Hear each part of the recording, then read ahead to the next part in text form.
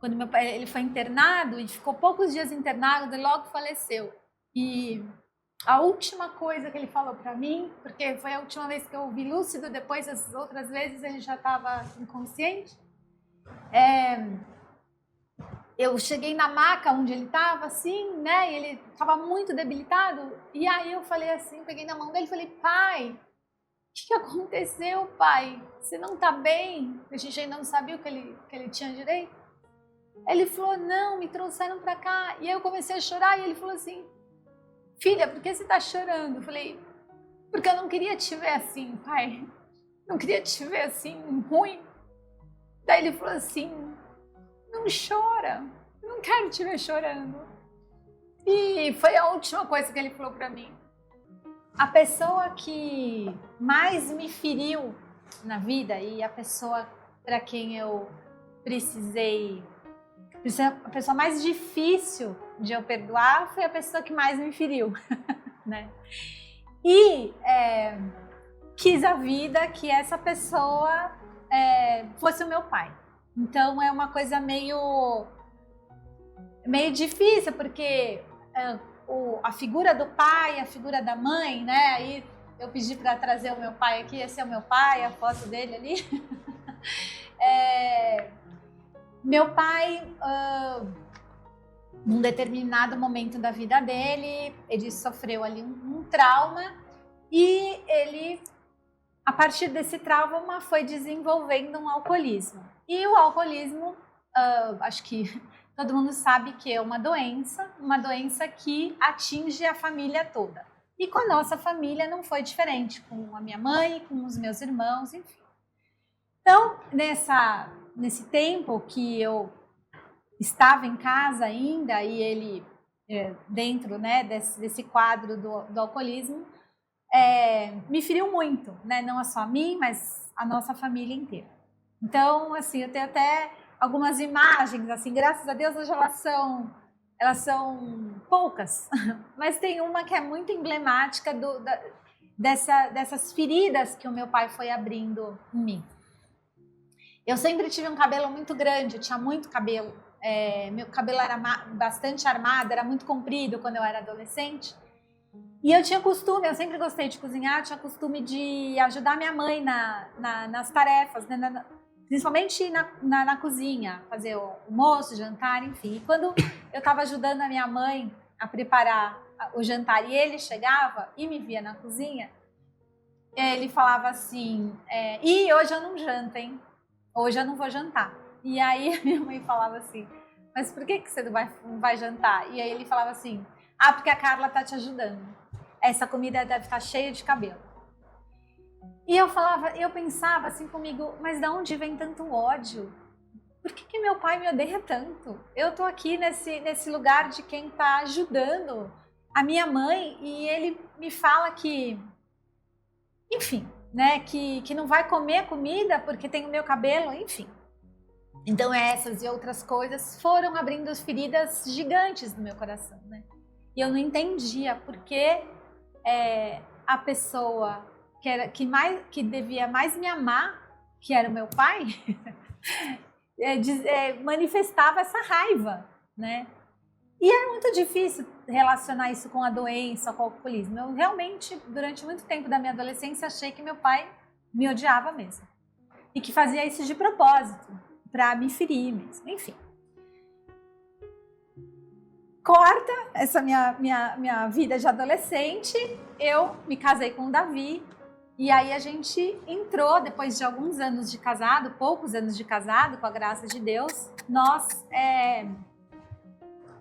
entramos por esse caminho da espiritualidade conjugal, fizemos encontro de casais, enfim, fomos nos aproximando de Deus, né? E de tudo dessa beleza que ele tinha para nos oferecer. E na nossa caminhada, nas missas, nos retiros que a gente participava na época de grupo de oração, enfim, em todas as minhas orações eu pedia para eu perdoar o meu pai. Era uma coisa que eu queria muito, era um desejo. Mas não era fácil, porque cada vez que eu pensava no perdão, eu falava, não, eu vou perdoar o meu pai. Ao mesmo tempo, todas essas essas mágoas, elas vinham na minha cabeça e no meu coração. E eu pensava, gente, será que eu nunca vou perdoar meu pai, né? Será que vai ser assim? Para sempre? Eu sempre vou carregar essa mágoa no meu coração?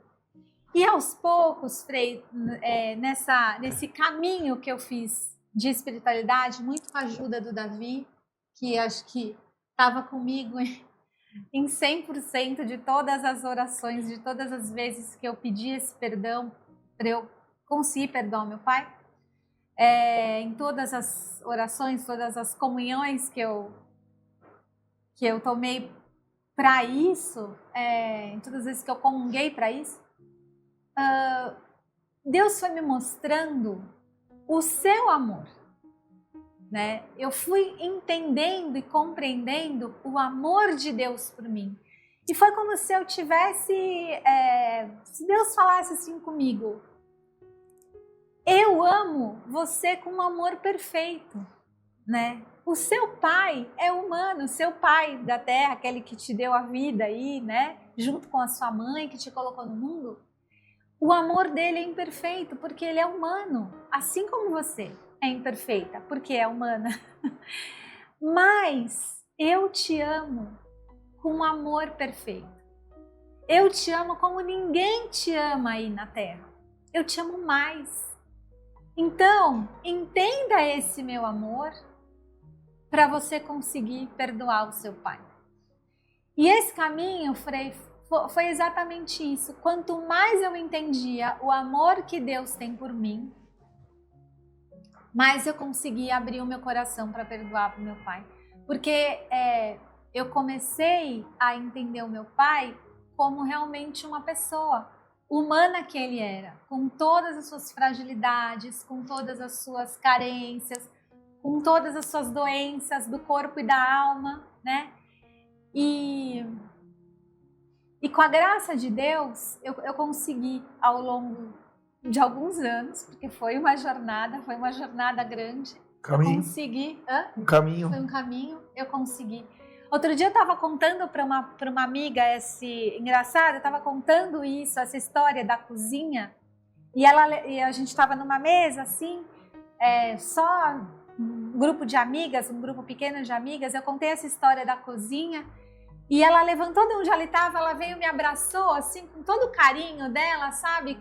Tipo assim, olha, fica bem, que muita gente te ama e gosta de você. E eu falei assim para ela, querida, não precisa, porque eu já perdoei meu pai, isso não me fere mais, isso não me dói mais. Isso é só uma história que eu conto.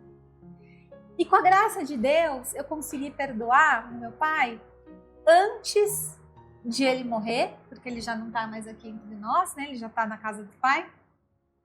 Antes de ele morrer e antes de ele dar conta dessa doença dele, porque meu pai, ele morreu sóbrio. Um dia, acho que uns 10 anos antes de ele falecer, ele entrou num grupo de AA e nunca mais saiu. E daquele dia em diante ele nunca mais bebeu.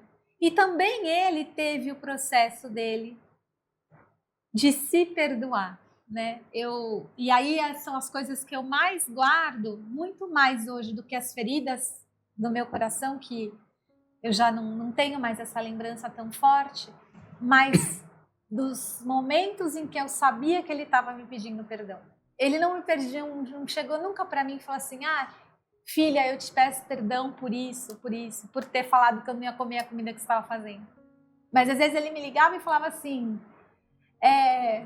Cacá, ele me chamava de Cacá. Cacá, sabe que eu tô te ligando porque eu me lembrei hoje, eu estava aqui e me lembrei que quando você era bem pequenininha, você teve acho que era uma infecção, alguma coisa assim, você precisava tomar injeção.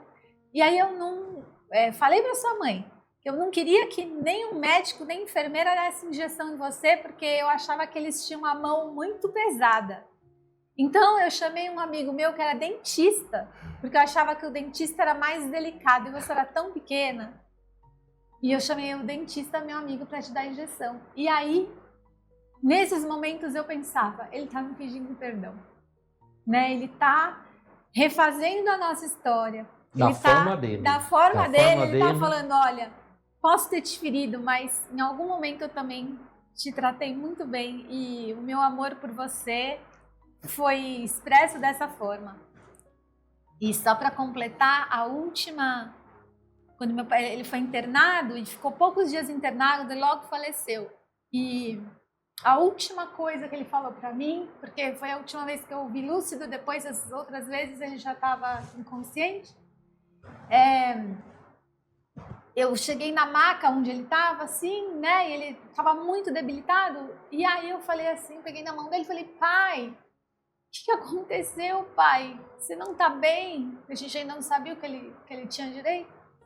Ele falou, não, me trouxeram pra cá. E aí eu comecei a chorar e ele falou assim, filha, por que você tá chorando? Eu falei, porque eu não queria te ver assim, pai. Não queria te ver assim, ruim.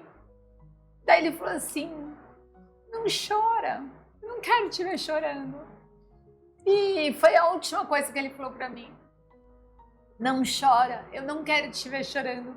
E isso pra mim foi a última coisa que de carinho, um carinho e um amor que ele demonstrou por mim, né? E aí a gente percebe, Frei, assim como eu e ele nesse processo de perdão, a gente foi do se perdoar e de perdoar o outro. A gente foi se curando também, né? Então, acho que era um pouco isso que o senhor estava falando antes. Desse processo de dar o perdão, de se perdoar, de orar pelo outro, né? E hoje, o que sobra para mim é só uma grande saudade. E sinto uma saudade imensa e que pena que ele não está mais aqui ainda. E eu continuo rezando muito para ele, para que ele esteja bem e pleno com Deus, né? E a gente viveu o ano passado, a gente viveu o ano santo, né? Sim. E aí, logo no começo do ano, eu fiquei sabendo que a gente poderia passar na Porta Santa, não só pela gente, mas por outra pessoa. E aí, a primeira vez que eu fiz o processo de passar pela Porta Santa, eu falei assim para minha irmã, eu vou passar pelo papai, porque eu quero que ele... porque eu quero abreviar ele no purgatório, né? E aí a minha irmã virou para mim um dia e falou assim, ai, sua besta, você gastou a Porta Santa, porque o papai já tá no céu, Carla, ele foi perdoado, Deus perdoou, tá tudo bem. Então hoje eu rezo para isso, para que Deus o acolha lá no céu.